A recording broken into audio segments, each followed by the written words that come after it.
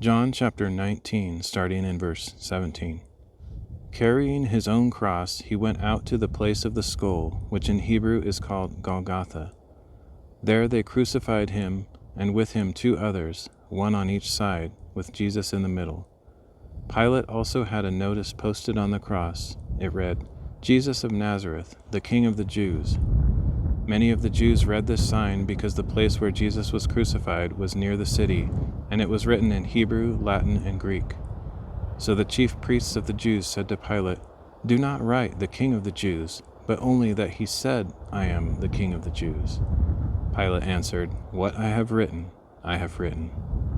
When the soldiers had crucified Jesus, they divided his garments into 4 parts, one for each soldier, with the tunic remaining.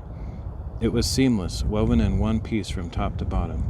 So they said to one another, "Let us not tear it. Instead, let us cast lots to see who will get it."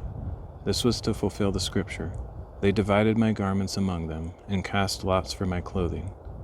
So that is what the soldiers did. Near the cross of Jesus stood his mother and her sister, as well as Mary, the wife of Clopas, and Mary Magdalene. When Jesus saw his mother and the disciple whom he loved standing nearby, he said to his mother, "Woman, here is your son." And he said to the disciple, "Here is your mother." So from that hour this disciple took her into his home. After this, knowing that everything had now been accomplished, and to fulfill the scripture, Jesus said, "I am thirsty." A jar of sour wine was sitting there, so they soaked a sponge in the wine, put it on a stalk of hyssop, and lifted it to his mouth. When Jesus had received the sour wine, he said, "It is finished." And bowing his head, he yielded up his spirit.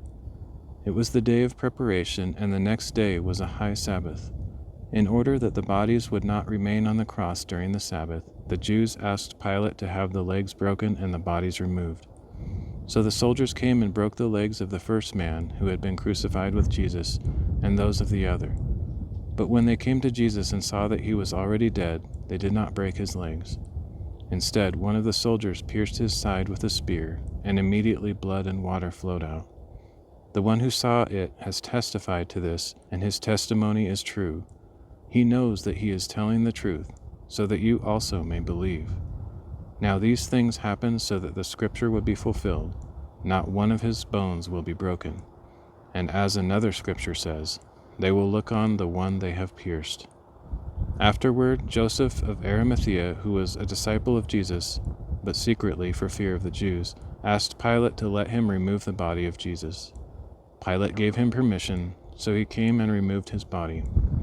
Nicodemus, who had previously come to Jesus at night, also brought a mixture of myrrh and aloes, about 75 pounds. So they took the body of Jesus and wrapped it in linen cloths with the spices, according to the Jewish burial custom.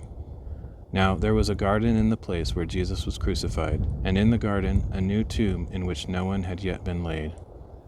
And because it was the Jewish day of preparation and the tomb was nearby, they placed Jesus there.